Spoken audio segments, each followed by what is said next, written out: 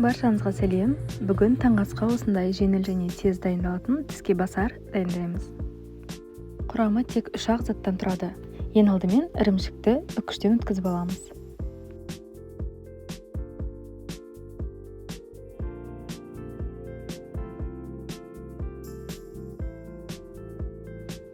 Ірімшіктің үстіне қаймақты қосып, және де дәмдеуіштерді қосып араластырамыз. Дәмдеуіштер ретінде қарапайым тұз бен қарабұрышты алсаңыздар болады. Немесе қалауларыңыз бойынша кез келген өздеріңіз қалайтын дәмдеуіштерді алыңыз. Негізі ірімшіктің дәмі қатты шығады, сондықтан да дәмдеуіштерді азырақ қосыңыз.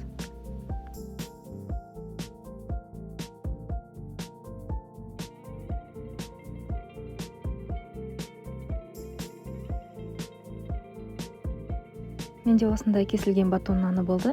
Кез келген батон нанын немесе үйдегі нанды жұқа етіп кесіп алсаңыз болады.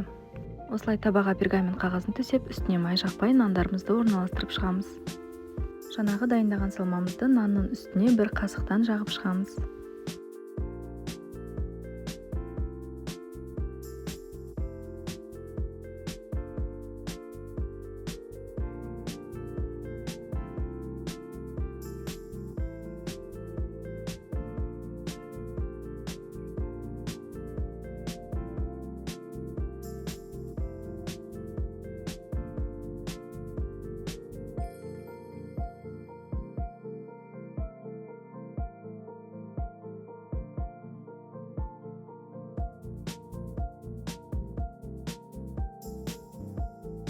Достар, егер де сіздерге видео ұнап жатқан болса, подписаться тетігін басып, менің каналыма тіркелуді ұмытпаңыздар.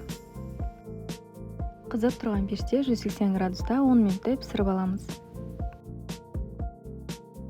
Осылай қызарып шығады. Мен 2 табада пісіріп алдым. Осылайша жеңіл дайындалатын таңғы асымыз дайын болды.